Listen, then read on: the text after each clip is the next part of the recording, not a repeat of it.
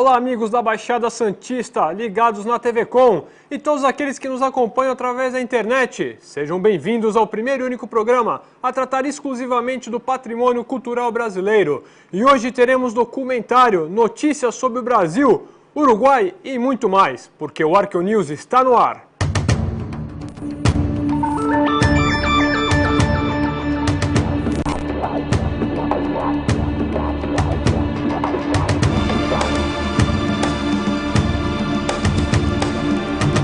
Muito obrigado pela sua audiência e pelos e-mails enviados à nossa produção através do contato@arqueonews.com.br, contato@arqueonews.com.br. E você também pode nos seguir pelo Twitter, através do twitter.com/arqueonews. E se você perdeu algum programa ou deseja rever algum, pode acessar a nossa página na internet através do www.arqueonews.com.br.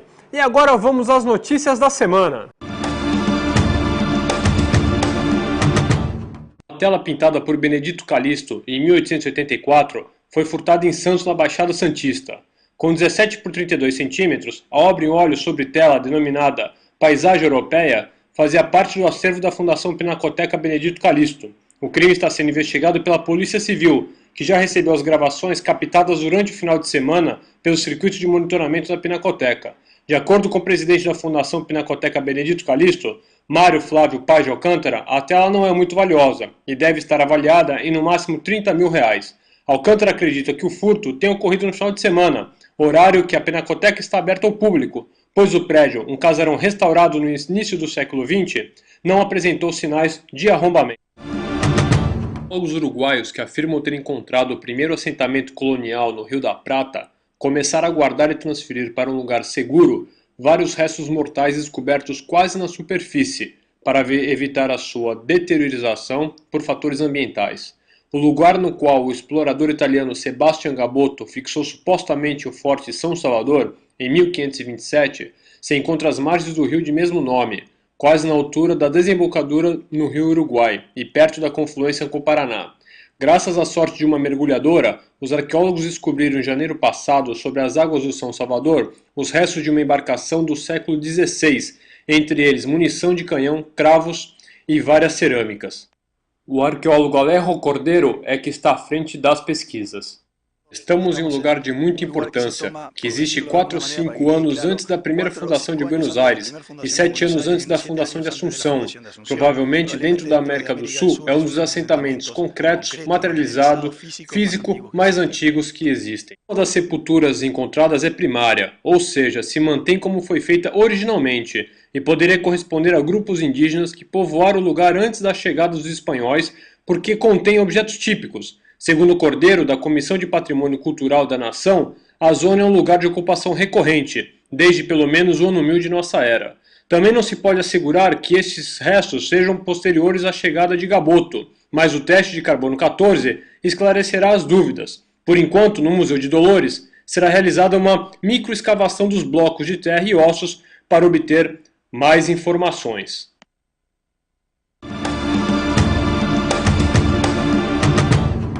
No próximo bloco teremos um documentário sobre Atenas, o esplendor ocidental. Nós vamos a um pequeno break. Fique aí.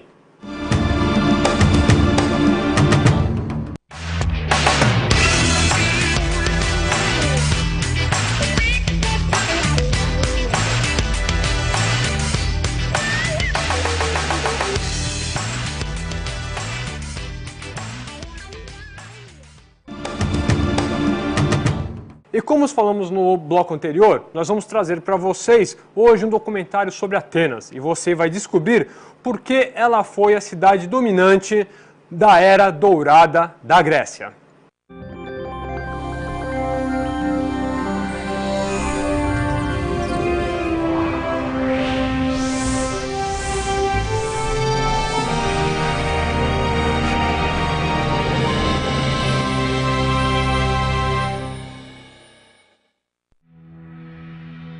Western civilization was nurtured and shaped 2,500 years ago in a small Greek state called Attica and its capital city, Athens.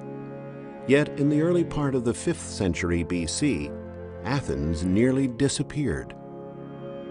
The Acropolis, one of the most famous places in the world, was in ancient times the political and religious center of the city, its very heart.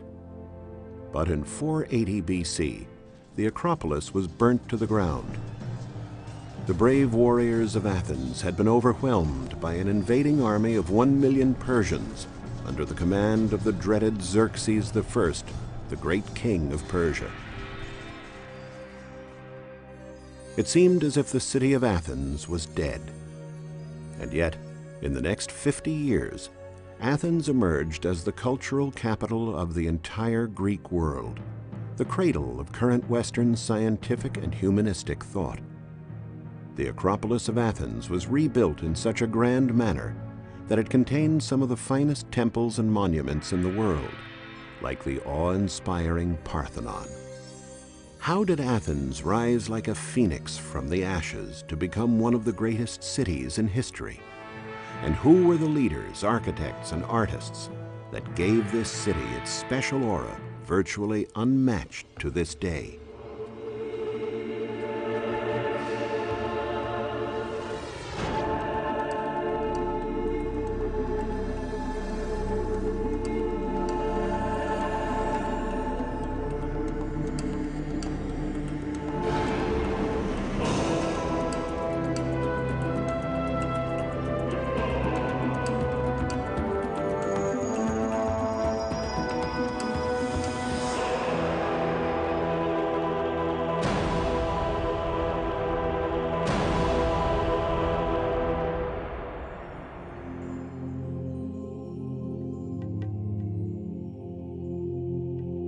In 460 BC, after the Persians left Athens, a leader emerged who would enable the city to reach cultural and militaristic heights.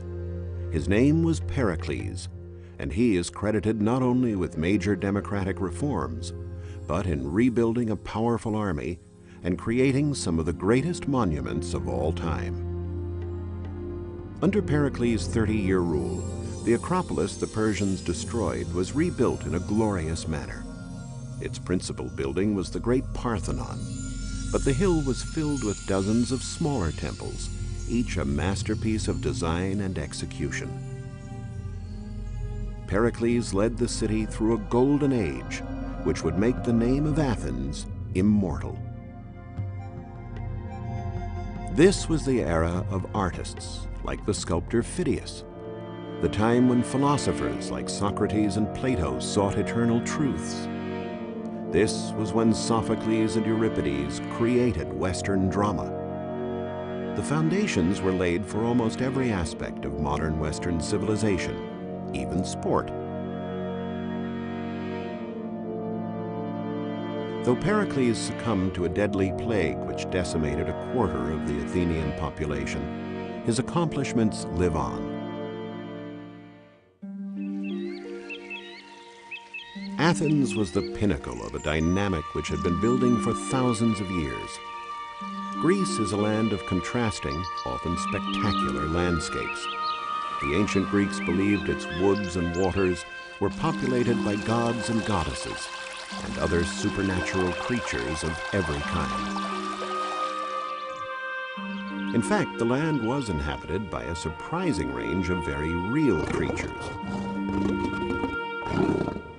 The first people who came here arrived nearly 2,000 years before Christ, at the beginning of the Bronze Age. They belonged to a branch of the great Indo-European stock that migrated from the vast plains stretching from Europe to Asia.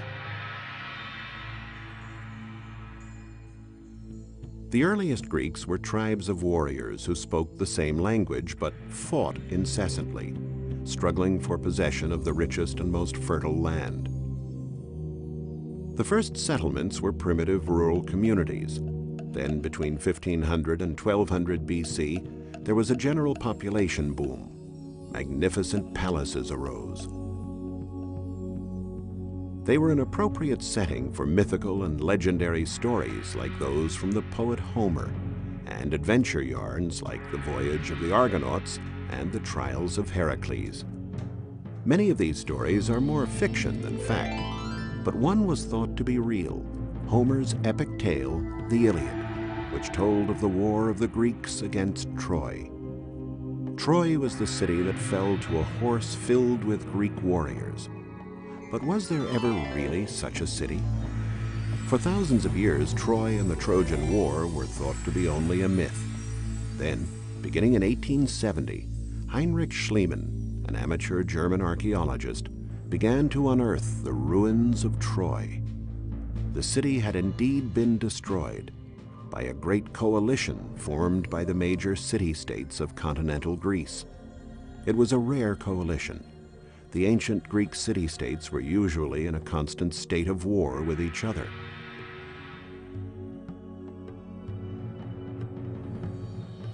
By the 5th century BC, there were about 4.5 million Greeks. It was at this time that Athens emerged as the most famous of the city-states. Athens still lives and thrives today. The modern city surrounds the Acropolis and the remains of the ancient city, showing thousands of years of continuous human habitation. Packed with a population of about 5 million people, it is often chaotic and polluted. Still, it is a living link to a vanished ancient world. In many places, the different periods the city has passed through are stacked one upon the other. But always, soaring majestically above the teeming city, was the eternal Parthenon and the other buildings of the Acropolis. The word Acropolis means the high part of a city, and in fact almost every city in ancient Greece had an Acropolis. Indeed, almost every city began as a settlement atop such a hill.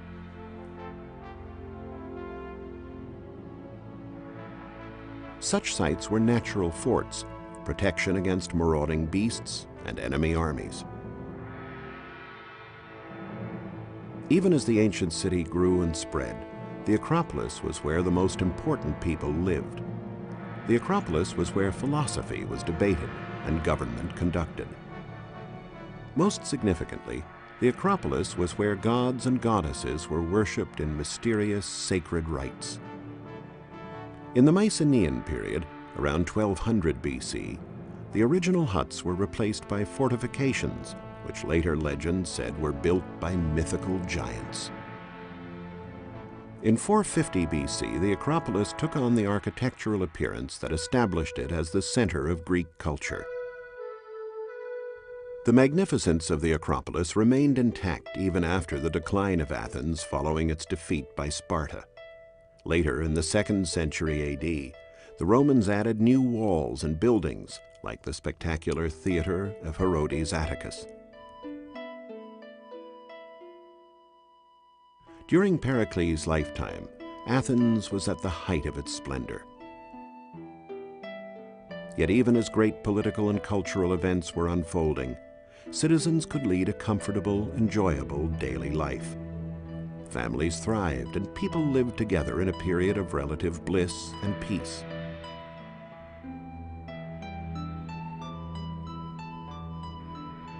The Athenians, like all ancient Greeks, were a pious people. They believed in the power of the gods to help them or harm them, so religious festivals were held throughout the year. The head of a family would make periodic sacrifices to the gods. There were also special offerings made for particular occasions, as when a family member had fallen ill or was about to begin a dangerous journey.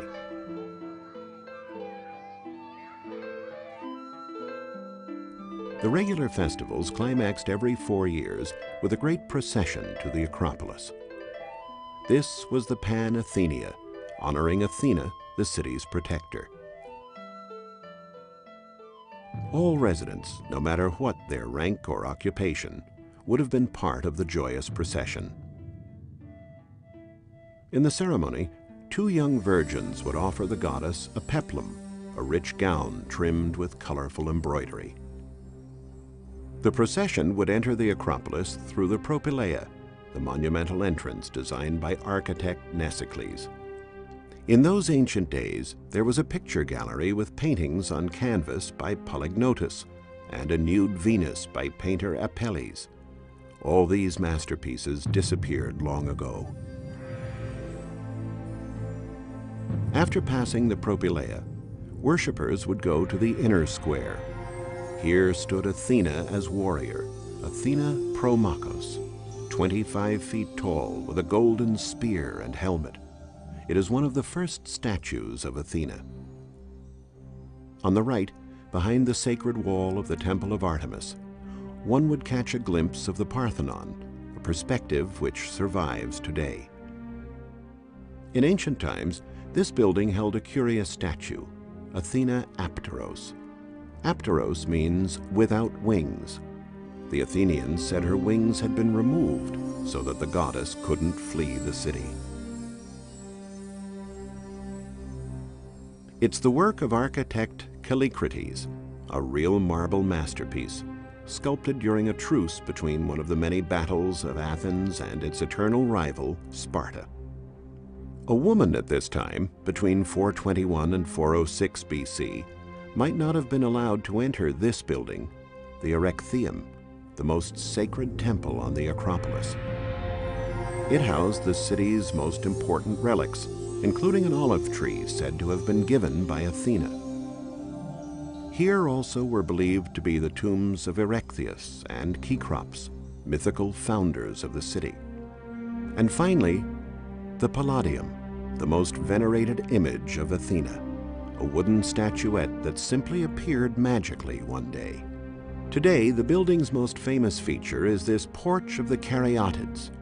Defaced by the ravages of time, these images may well have been portraits of women revered for their beauty, who lived and died here over 2,000 years ago. From microscopic paint chips, archaeologists have reconstructed something of their original vitality.